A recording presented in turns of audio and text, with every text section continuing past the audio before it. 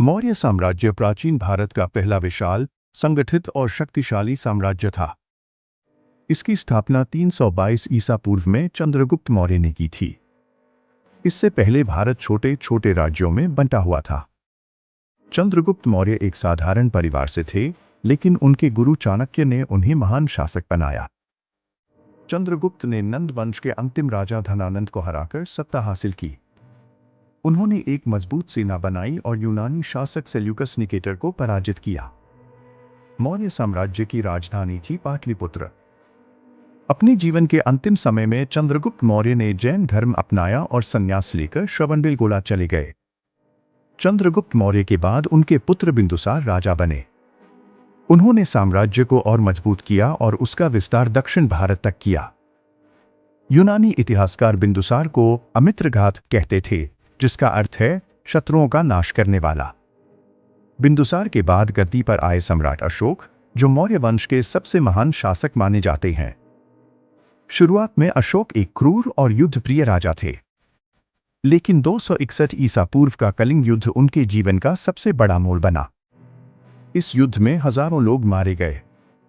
इस भयानक दृश्य को देखकर अशोक को गहरा पश्चाताप हुआ।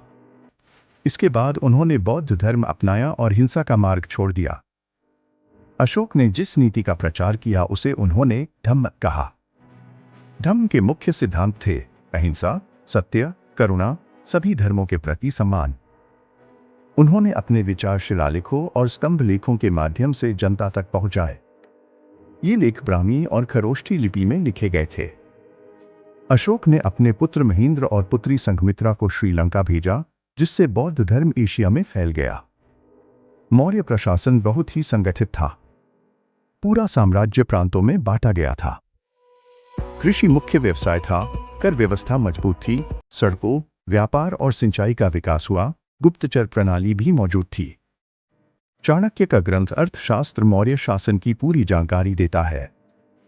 अशोक के बाद कमजोर शासक आए।